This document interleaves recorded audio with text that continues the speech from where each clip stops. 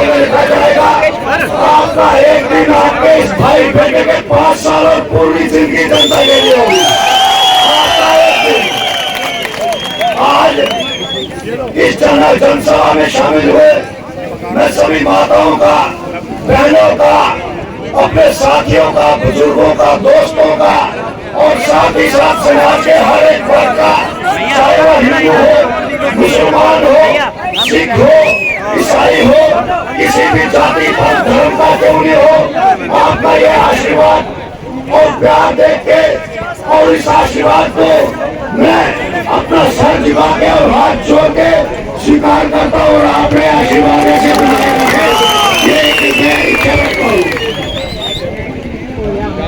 हमारे साथ यहाँ के जुड़े हुए हर एक व्यक्ति और हमारे साथ हमारे मंच पर बैठे हुए एक गणमान्य व्यक्ति जो अपने आप में शख्सियत है और जिन्होंने सारा वक्त समाज के लिए, सारी उम्र समाज के लिए लगा दी, ऐसी शख्सियत माननीय श्री श्याम सिंह कटोच जी, माननीय श्री नसीब सिंह भूतियाल जी, अब्दुल रशीद जी, फुलेल सिंह जी, वीर सिंह जी, वीरचंद शर्मा जी, रियाज अहमद डूंगर से, पांचल से, मरलो से, तारा सिंह जी पिंगलोगा से, मदन लाल सिंचा, बुद्धि सिंह सिंचा, भीषण Singh ji retired sub inspector, प्यार सिंह जी और योगराज एक्सर, वीर सिंह के साथ साथ ही सभी एडवोकेट्स और सभी व्यापार मंडल के प्रेसिडेंट और यहाँ पर आई हुई जनता,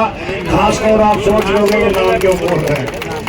अब ये वो दिन है जो इस वक्त के इतिहास में हर एक व्यक्ति अपना जो योगदान दे रहा है, उनको यहाँ पर आई हुई मातृशक्ति और मातृशक्ति के साथ साथ यहाँ पर आए हुए नौजवान, बुजुर्ग, साथी और मेरे दोस्तों, आज का इतिहास अगर लिखा जाएगा तो 2024 का आज का इतिहास रामबन के इतिहास में स्वर्णिम अक्षरों से लिखा जाएगा, क्योंकि इनकलाब की जंग है। इस जंग में समाज का हर एक कोना जाति, पंथ, धर्म से ऊपर उठकर अपने इस भाई बेटे को आशीर्वाद देने के लिए तत्पर है। इस आशीर्वाद का नतीजा ये होगा कि हमारे बच्चों का भविष्य सुनिश्चित होगा, हमारी मांगे पूरी होगी और जिन मांगों के लिए हमारा अधिकार था वो मांगे, वो अधिकार हमें अपने दरवाजे तक मिलेंगे। और देखते होंगे, आपने देखा होगा कि किस तरह से जम्मू कश्मीर के इतिहास में एक लोकतांत्रिक प्रणाली के तहत जब नॉमिनेशन भरा जाता है तो कुछ मैंडेट पार्टियों से दिए जाते हैं, कोई पार्टी ए हो, कोई पार्टी बी हो, और कुछ होते हैं जो इंडिपेंडेंट प्रत्याशी के तौर पर नॉमिनेशन भरते हैं। आपने देखा होगा कि किस तरह से, आपने देखा होगा कि किस तरह से 2500 से ज्यादा जब लोग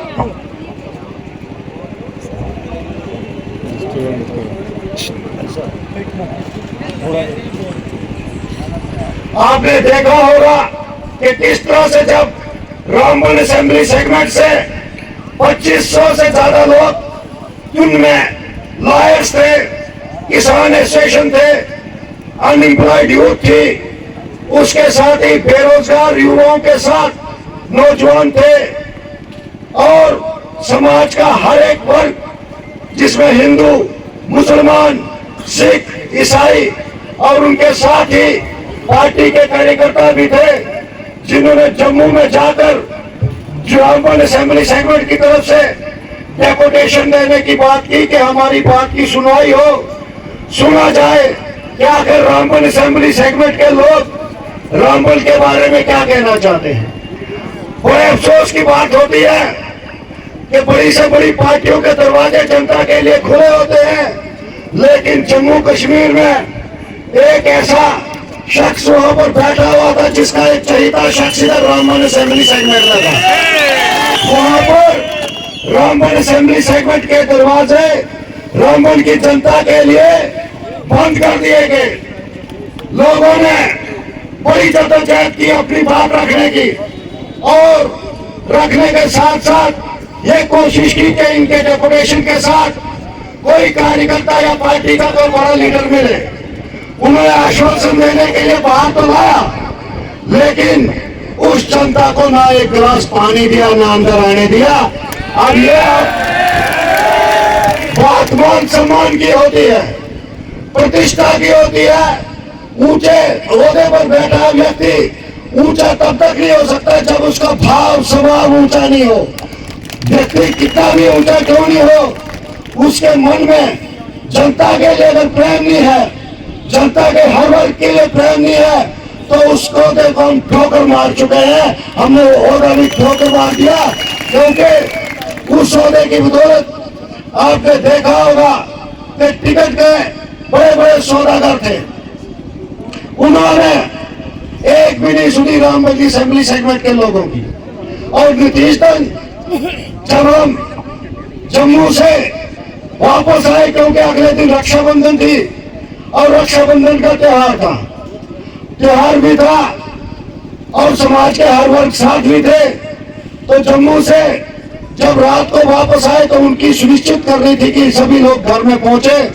2:30 बजे जब रामबन में पहुंचे तो व्यवस्था ये थी कि काफी लोगों को मैंने घर पे रखा, काफी होटलों पे रखे, कुछ पड़ोसियों पे रखे, कुछ को घर के लिए भेज दिया, ये सुनिश्चित करने के लिए कि व्यक्ति के मान सम्मान के साथ आंच नहीं होनी चाहिए, उनके मान भाव के साथ ठोकर नहीं लगनी चाहिए। निसंदेह ही उन्होंने आश्वासन दिया और कहा कि आप जाइए और फार्म तैयार कर दीजिए, जो भी होगा देखा जाएगा। उसके बाद क्या होता है तो आपने देखा होगा, बंद दरवाजे में उस वक्त जनता पसीना निकाल रही थी और आवाज दे रही थी कि हमारी बात सुनो। और आज जो भाजपा का प्रत्याशी है, ये अंदर एसी के रूम में बैठ के ठंडा पानी पी रहा था, कोल्ड ड्रिंक पी रहा था, लेकिन रामबन की जनता से नहीं मिल रहा था। भाजपा का जिला अध्यक्ष भी वही था, उसने भी रामबन की जनता से मिलने के लिए जहमत नहीं उठाई। और उन्होंने अंदर क्या कहा कि ये रामबन की जनता नहीं है, बिनाल गुल से लोग आए हुए हैं। यही बात कही थी उन्होंने। उसके बाद होता है कि पार्टी के लीडर बाहर आता है और कहते हैं कि हाथ उठाओ, इसमें से बिनाल का कौन है। किसी भी शख्स ने हाथ नहीं उठाया। उन्होंने कहा कि हमें पहले पता होगा तो हम आपके लिए खाना भी बना के रखते। जनता ने कहा कि हमें रोटी की कोई जरूरत नहीं, हमें सिर्फ रामबन असेंबली सेगमेंट से सूरज सिंह परिहार चाहिए। यही बात थी। उसके बाद इतिहास बदलता है। किसी शख्स के कहने पे, वो शख्स जो ये कहता था कि रामबन असेंबली सेगमेंट में मैं टिकट भी पैसे से मैनेज कर लूंगा और यहाँ के वोटरों को भी खरीद लूंगा, वो शख्स।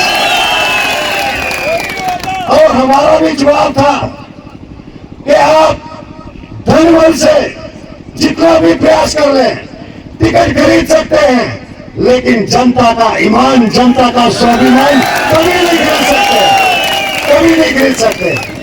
आपको अगर धन बल का गुमान है तो जनता को इस जन बल का गुमान है। ये वो जनता है जो रामबन के लिए दिन रात कार्य करती रहती है, रामबन असेंबली सेगमेंट के लोगों के लिए दिन रात काम करती रहती है। क्या मंशूर, क्या इनकलाब, क्या फैसला, इतिहास गवाह है कि जब रामबन असेंबली सेगमेंट के लोग हमारे घर में आए तो उन्होंने कहा परिहार साहब टिकट तो बिक चुका है, अब क्या करोगे। तो मैंने कहा तो मैंडेट तो बिक गया होगा जिस तरह आप बता रहे हो। तो जनता ने कहा कि परिहार साहब मैंडेट उधर रख दो, आप बतौर इंडिपेंडेंट नॉमिनेशन कर दो। और जो आपने देखा होगा कि 10,000 से ज्यादा लोग, मैंने पार्टी से रिजाइन किया और 10,000 से ज्यादा लोग सुबह नॉमिनेशन कराने के लिए घर पे आ गए और इसी तरह शाना बशाना नॉमिनेशन किया और घर में वापस पहुंचाया।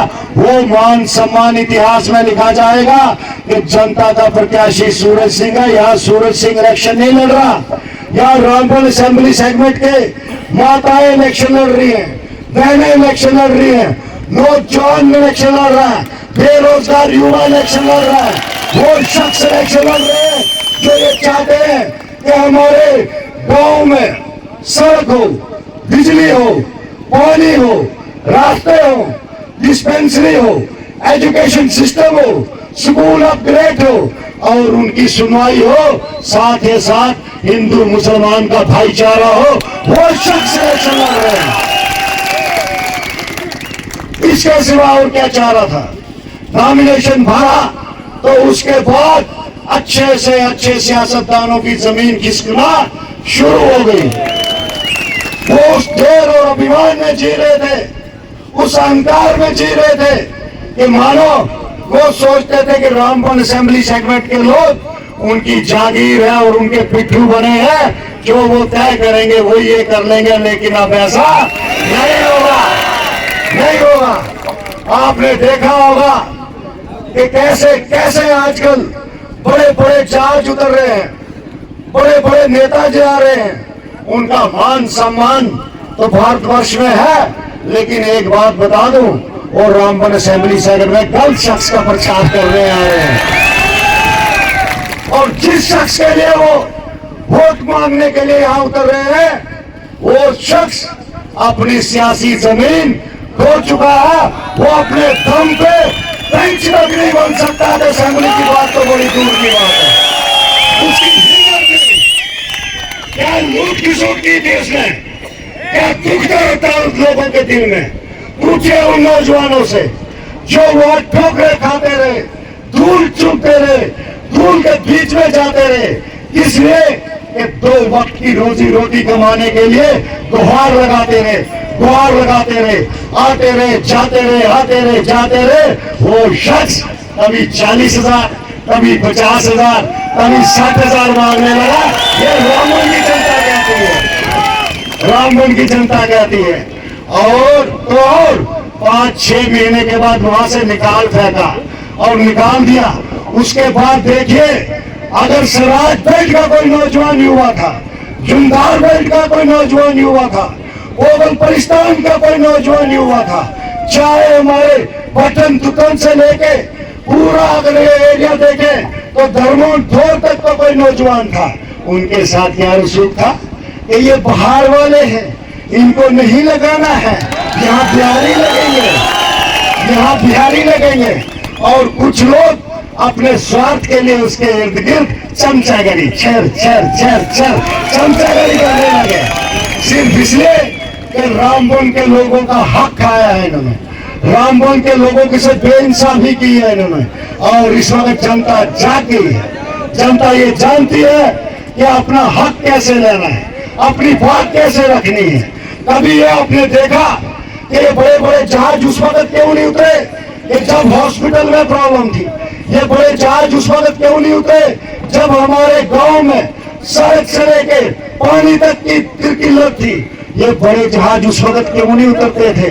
उनके मुंह से ये बात क्यों नहीं लिखी कि बीडीजी की सैलरी दो, अनपेड वाले को सैलरी दो, इनको कुछ ना कुछ दो, इनका परिवार है।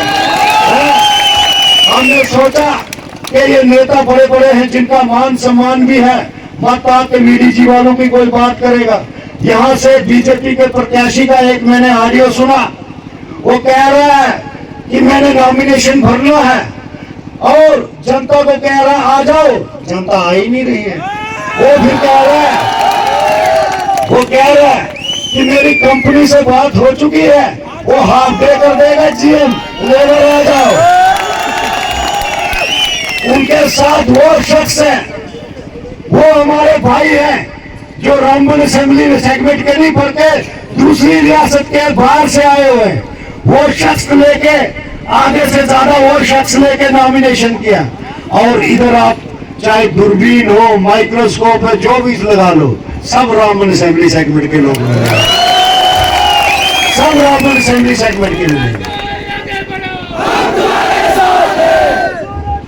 मेरे कहने का मतलब यह है कि इनका अहंकार इस कदर बढ़ गया है, ना ये गांव के स्कूल की बात करेंगे, ना स्कूल को अपग्रेड करने की बात करेंगे, ना वहां डिस्पेंसरी की बात करेंगे, ना वहां रोजगार की बात करेंगे, ना वहां जो हमारे बेरोजगार युवा हैं, चाहे वो स्किल्ड है, सेमी स्किल्ड है, अनस्किल्ड है, उनकी बात करेंगे। उन्होंने एक ही पेशा सीखा है कि पैसे खाओ, पैसे खाओ, पैसे खाओ और जनता के साथ धोखाबाजी करते रहो। लेकिन अब जनता सतर्क हो चुकी है, अब ये नहीं मानने वाली है। दूसरी तरफ आप देखेंगे कि अब वो कहते हैं कि कल मैं देख रहा था सोशल मीडिया पे कि वो कह रहे हैं कि ये तो भाई एनसी के साथ मिला हुआ है। अच्छा, हम हमें हिंदू याद आ रहे हैं, हिंदू खतरे में हो रहे हैं। इस सांपनुमा दोस्त से तो हिंदुओं को सबसे बड़ा खतरा उससे है कि जो ये कह रहा है, भड़का रहा है जनता को, और ये कह रहे हैं उनके पोस्टर देखिए, उनके फेसबुक पेज देखिए, किस किस्म की राजनीति पे है, भड़काने की राजनीति, हिंदू मुसलमान करने की राजनीति। लेकिन समाज ने ठान लिया है, अब ये उनका सौदा बिकने वाला है इस बार बिल्कुल भी नहीं है, बिल्कुल भी नहीं है। आपने देखा होगा कि रामबन असेंबली सेगमेंट में अगर इस इलेक्शन में क्या चीज लाई है, वो चीज लाई है कि अपने हक के लिए लड़ना है, हॉस्पिटल के लिए लड़ना है, अपने इलाके के स्कूल के लिए लड़ना है, वहां के रोजगार के लिए लड़ना है, वहां की तरक्की के लिए लड़ना है, नौजवानों को और नौजवानों के साथ बढ़कर हिंदू मुसलमान की एकता के लिए लड़ना है। ये पहला इलेक्शन है रामबन असेंबली सेगमेंट का, जहां समाज का हर एक वर्ग, चाहे हिंदू है, मुसलमान है, किसी भी जाति पंथ धर्म का है, वो आगे आके जनता को कह रहा है कि हमारा प्रत्याशी सूरज सिंह है और उसका चुनाव निशान सराय की नशीन है।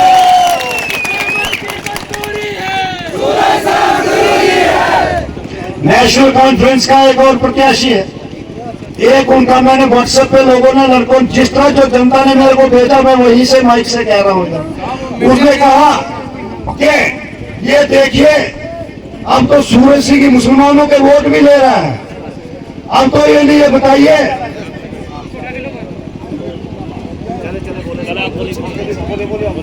वो कहने लगा कि अब तो ये बताइए इसके साथ तो मुसलमानों के वोट भी आ रहे हैं, आप भ्रम कीजिए और कहिए कि ये तो बीजेपी में चला जाएगा। अरे हमने कहा मेरे भाइयों, मेरे दोस्तों, ये वो शख्स है जिसने 10,000 लोग जिसके घर पर आए और वहां प्रण लेके कहा कि अगर नॉमिनेशन बतौर इंडिपेंडेंट प्रत्याशी भरा है तो हम आगे भी इंडिपेंडेंट ही रहेंगे। ये हमारा एक प्रण है, ये प्रण है। किसी में भ्रम की स्थिति पैदा करने की कोई शख्स इतना नहीं पैदा हुआ ये भ्रम की स्थिति पैदा करे। उनके नेता का क्या कहिए, उमर अब्दुल्ला के बारे में तो जानते हो, इसी जनसभा में वो संबोधित भी कर रहे थे, कुछ यहाँ के लोग मिलकर यहाँ से स्पीच दे रहे थे। उनके बारे में आप देखें कि 2024 में जब पार्लियामेंट्री इलेक्शन हुआ तो उन्होंने एमपी का इलेक्शन का फॉर्म भरा और उनका एमपी के इलेक्शन में उनके खिलाफ किस शख्स ने भरा, जो शख्स जेल के अंदर था। नतीजा क्या हुआ, जो जम्मू कश्मीर का चीफ मिनिस्टर है वो जेल के अंदर बैठे हुए व्यक्ति से हार गया। ये तो हालत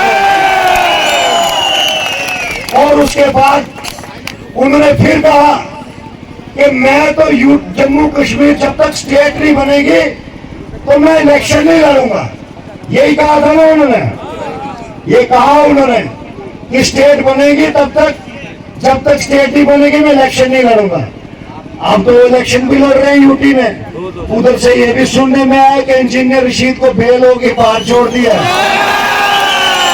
अगर इस बार इंजीनियर रशीद ने उसके आगे फार्म भर दिया तो ये मान लेना उमर अब्दुल्ला की जमानत भी जब्त हो जाएगी।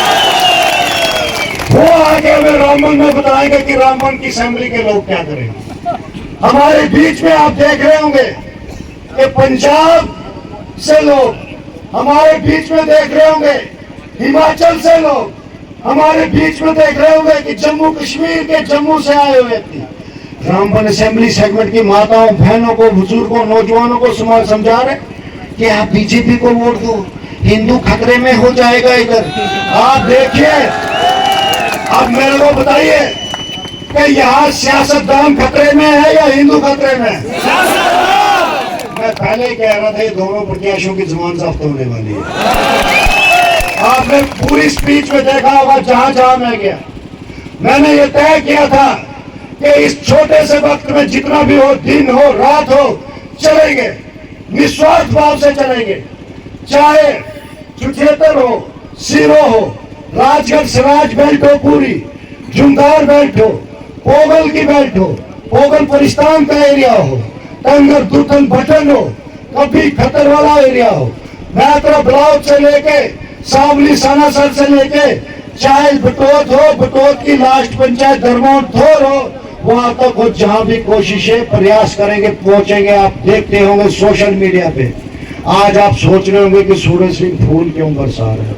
भाइयों, जब मैं गांव में पहुंचा रात को 12 बजे, कहीं 10 बजे, कहीं जितने बजे, लोगों ने भी ऐसे ही स्वागत किया था मेरा। लिहाजा अब मैं चूक जाता तो किस मुंह से उनके सामने हाथ मिलाता या बात कर पाता।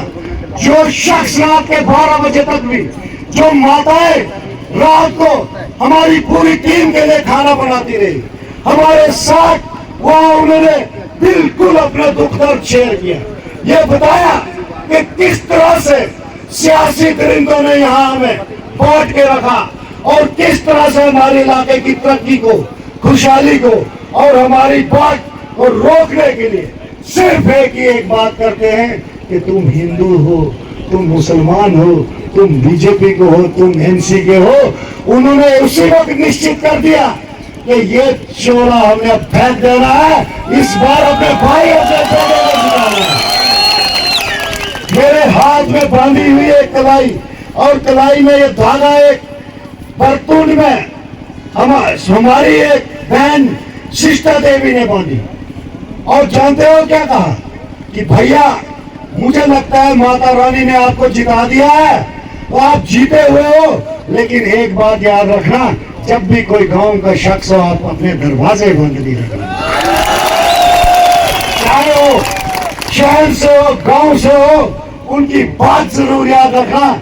मैंने बोला मेरी बहन ये बता ये कैसे हुआ? बोलती है, उस एमएलए का नाम नहीं लूंगा, उन्होंने कहा कि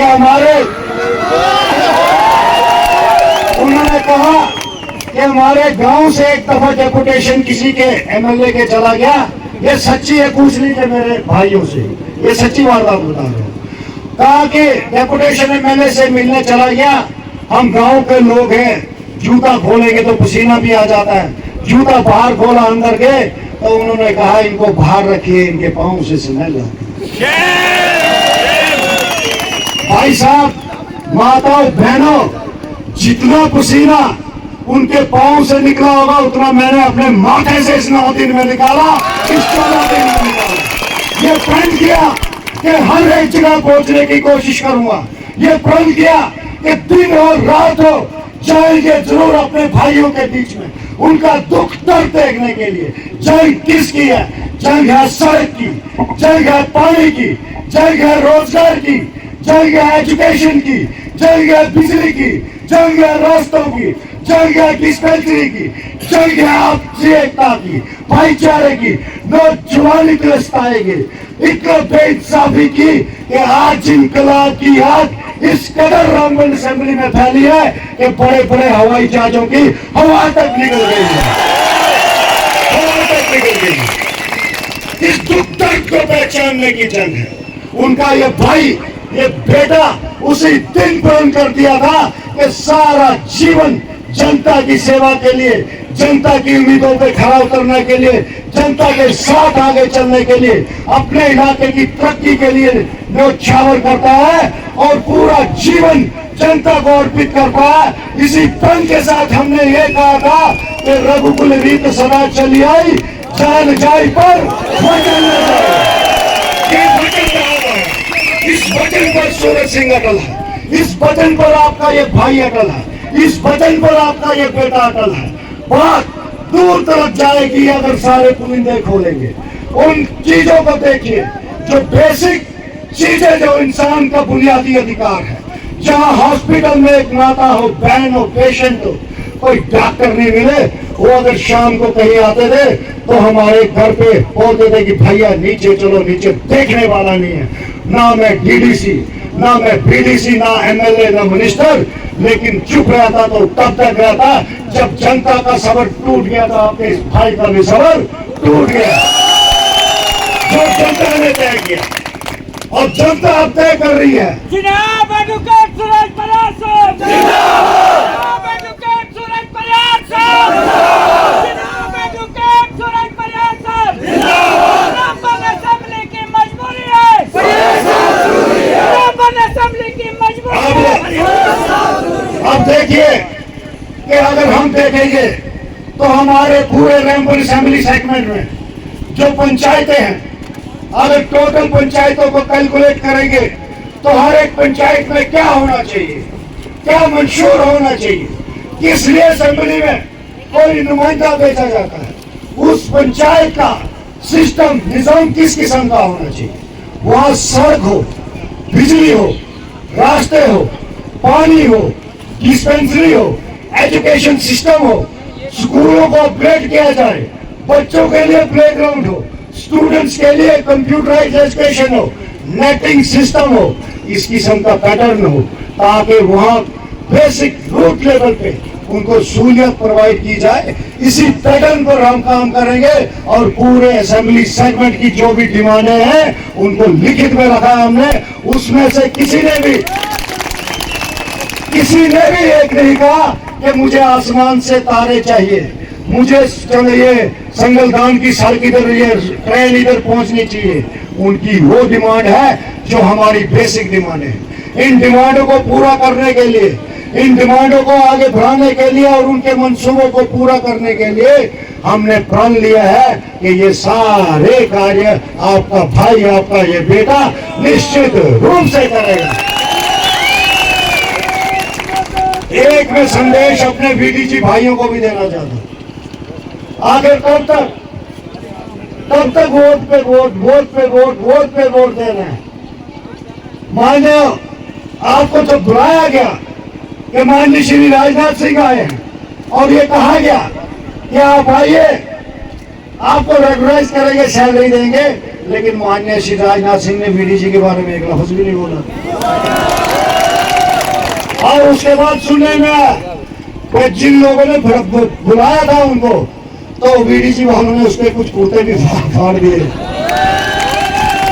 आप देखें कि किसी भी शख्स ने उस मंच से ये नहीं कहा कि बीडीसी का मुद्दा है उनको सैलरी दो, अनपेड सैलरी वाले ग्रुप है उनको सैलरी दो, और distribution of gun allotment proper तरीके से की जाए, जात बेस पे नहीं की जाए।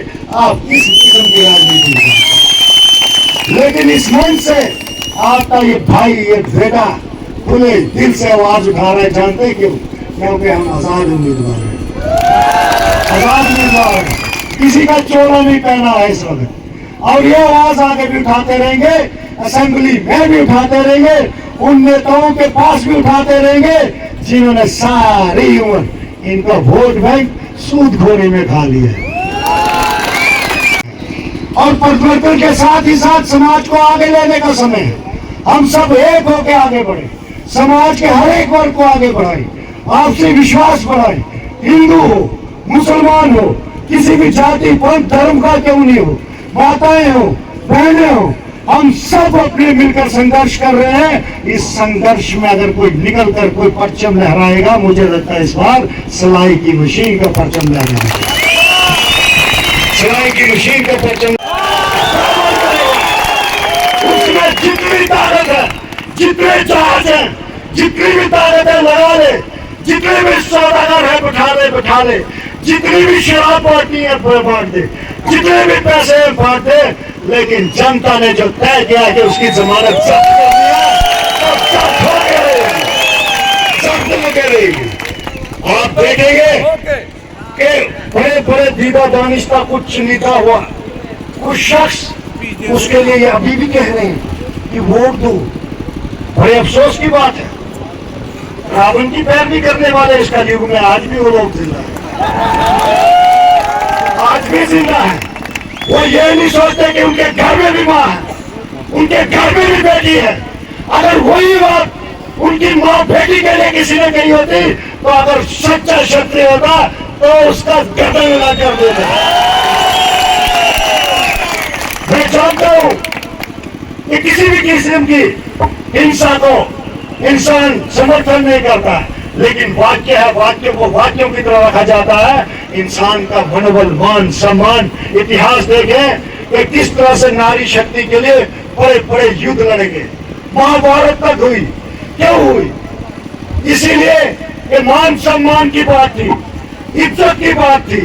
अगर ऐसी बात करने वाले शख्स को आप समर्थन कहते हैं तो मुझे लगता है ऐसे लोग जो उसके लिए वोट मांग रहे हैं वो मानसिक संतुलन खो बैठे हैं, वो समाज में कहीं दूर दिखा रहे हैं। आप जानते हैं कि मेरा इशारा किस तरफ है और किस बात के लिए, और ये मान के रखिए कि चुप रहना और ज्यादा चुप रहना ये भी समाज के लिए हानिकारक होता है। हम बोल रहे हैं, खुल के बोल रहे हैं। जानते हैं क्यों? क्योंकि आपका बेटा, ये भाई इंडिपेंडेंट होता है, किसी का पक्का या किसी का पट्टा नहीं लगा हुआ है, सिर्फ समाज का, इस जनता का, इस जनता के मनोबल, जनता के आशीर्वाद से आगे बढ़ेंगे, आगे चलेंगे और जनता के लिए काम करेंगे। आपने देखा होगा, एक और बात मेरे को याद आती है कि बड़े से बड़ा प्रत्याशी, बड़े से बड़ा इंसान क्यों नहीं हो, वो ये सोचता है कि आजकल मैं गांव में शराब पहुंचा के, आजकल गांव में मैं पैसा पहुंचा के धनबल से जनबल खरीद सकता हूँ। लेकिन अफसोस, आज अगर घर में कोई उसकी शराब पी के आता है, सुबह बच्चे भी उससे बात नहीं करते हैं कि राकेश की शराब पी के आया, और वो भी कहते हैं पापा कि ये आदत सुधार दो और सुनाई की मशीन की तरफ हो जाओ। आखिर जंग किस बात की है? किस चीज के लिए आह्वान कर रहे हैं? ये हम अपनी जंग क्यों लड़ रहे हैं? ये समाज की आवाज है, ये लोगों की आवाज है, हर एक किसान की आवाज है, हर एक बुजुर्ग की आवाज है, माताओं बहनों की आवाज है। इस आवाज को आपका ये भाई, आपका ये बेटा कभी दबने नहीं देगा। ये कसम खा के मैं बोलता हूँ, अपने साथ, अपने लोगों के साथ हमेशा खड़ा रहूंगा, आखिरी दम तक करूंगा और आखिरी दम तक आपके साथ रहूंगा। यही प्रण और यही वचन है। समाज के ऐसी ऐसी शख्सियतों ने आज बोला, समाज के ऐसे ऐसे चुनिंदा नेताओं ने बोला, ऐसे व्यक्तित्वों ने बोला जो समाज का गुलदस्ता बनाते हैं, रामबन असेंबली सेगमेंट के गुलदस्ता बनाते हैं। मेरा एक पत्रकार भाई सुबह पूछ रहा था कि बरियार साहब, आप ये बताइए कि आपके लिए कौन कैंपेन करने आ रहा है? आखिर किसी के लिए तो उमर साहब आ रहे हैं, किसी के लिए पार्टी के बड़े बड़े नेता आ रहे हैं। मैंने कहा मैं जनता का प्रत्याशी हूँ, मेरे पास तो बड़े बड़े कैंपेनर जनता के बीच में ही उन्हीं से बुलवा, और इनसे बड़ा और कौन सी शख्सियत हो सकती है? और जिन व्यक्तियों ने नहीं बोला है, ये बाकी वाले कसम खा के कह रहे हैं कि जिस दिन हम जीत जाएंगे, इनका बेटा ये जीत जाएगा, उस दिन उनको मौका मिलेगा। अब बात होती है कि हमने करना क्या है। फसल पक चुकी है दोस्तों, और फसल पर उजाड़ने के लिए बड़े से बड़े दरिंदे बैठे हैं, बड़े से बड़े सौदागर बैठे हैं, और बड़े से बड़े लोग गश्त मार रहे हैं जिन्होंने आपके वोटों का सौदा करके रखा है, ठेकेदारी करके रखी है। वो ये कह रहे हैं कि इनका वोट तो हमारी जेब में है। लेकिन दोस्तों, जो भी इस इलेक्शन में शराब या पैसा बांटे तो इलेक्शन कमीशन में कंप्लेंट दे दीजिए या हमें भेज दीजिए। कोई अगर जबरदस्ती करता है तो मना कीजिए, ऑफेंस है। अगर फिर भी जबरदस्ती कर देता है तो रख लो यार, ईवीएम में थोड़ी ना नोट जाना है भाई। ईवीएम में ना आज तक बोतल लगी तो ना नोट पड़ा, वहां लगने हैं वोट, और वोट आपकी उंगली से चलना है, और वो 8वें नंबर की सिलाई मशीन के आगे वाला नीला बटन दबा के चलेगा, दबा के चलेगा। ये ईवीएम में जो हमें इलेक्शन सिंबल आपके जनता के प्रत्याशी को अलॉट हुआ है, वो 8वें नंबर पर। यानी 1 2 3 4 8वें नंबर पर वहां नाम लिखा है सूरज सिंह परिहार, और आगे नाम के साथ ही चुनाव चिन्ह है सलाई की मशीन, उसके साथ ही है नीला बटन। अब ये हाथ खड़े करके और ऊपर वाले को हाजिर नाजर रख के बताइए किस किसने नीला बटन दबाया।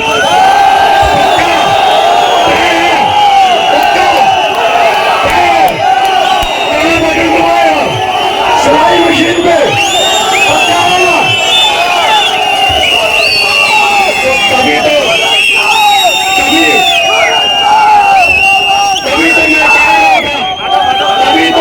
नेशनल कॉन्फ्रेंस के प्रत्याशी की भी जमानत जब्त होनी निश्चित है, इसलिए मैं कह रहा हूं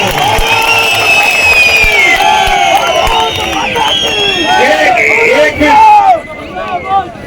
आपसी समर्थन दीजिए।